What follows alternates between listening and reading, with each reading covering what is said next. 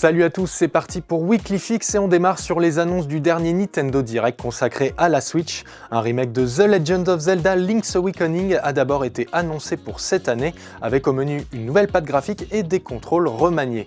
Super Mario Maker 2 a aussi été annoncé pour juin. La recette ne change pas, il permettra de créer ses propres niveaux de Super Mario, mais avec de nouveaux outils tirés notamment de Super Mario 3D World.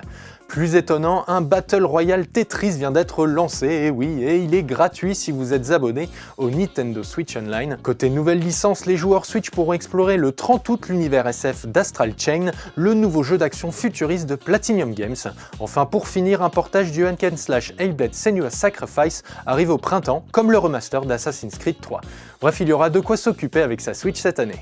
Libéré et délivré, vous n'êtes pas près de l'être. Disney a dévoilé cette semaine le premier trailer de La Reine des Neiges 2 qui sort le 20 novembre prochain au cinéma. Un premier aperçu qui donne le là. Aucun détail sur le scénario n'a été dévoilé pour le moment, mais clairement la nouvelle aventure d'Elsa et Anna s'annonce plus sombre et moins festive que la première. Seul un nouveau décor automnal nous promet un tout petit peu plus de couleurs. Au casting vocal américain, on retrouvera sinon Christine Bell en Anna, Idina Menzel en Elsa ou encore Josh Gad en Olaf, mais aussi de nouvelles voix comme celle d'Evan Rachel Wood. Prêt de nouveau à braver le froid?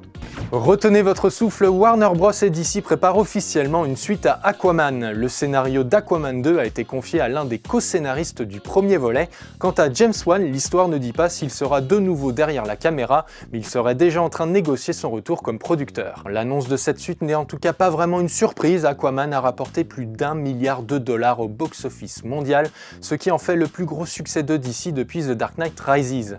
On se murmure même que ce succès pourrait donner lieu à un spin-off centré sur la tranchée, le plus terrifiant des 7 royaumes des mers. The Outer Worlds a beau être développé par le studio derrière Fallout New Vegas, il sera visiblement bien moins long et ouvert. C'est ce qu'ont révélé les co-créateurs du titre à Game Informer. The Outer Worlds serait ainsi plus un RPG, je cite, réactif qu'un vrai jeu en monde ouvert avec des dizaines de planètes à explorer.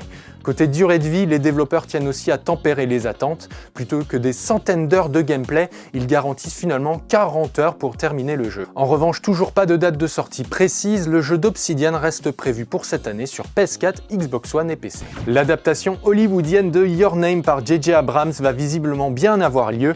Le film tourné avec de vrais acteurs aurait d'ailleurs trouvé son réalisateur. D'après Deadline, Mark Webb aurait ainsi été choisi pour réaliser le long métrage, un nom qui résonne peut-être dans votre esprit puisqu'on lui doit notamment les deux films The Amazing Spider-Man ou encore la comédie romantique 500 jours ensemble. Hollywood oblige, ne vous attendez pas à une copie carbone de l'œuvre de Makoto Shinkai.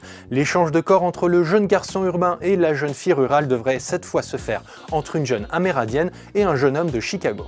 Et voilà, ce Weekly Fix est terminé, on vous dit à la semaine prochaine et on se quitte sur le dernier trailer d'Aladdin qui montre Will Smith en génie bleu. Salut!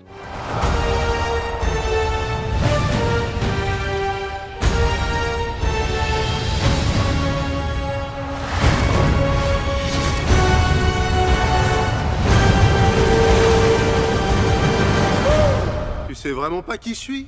Le génie, les souhaits, la lampe, y a rien de tout ça qui te parle.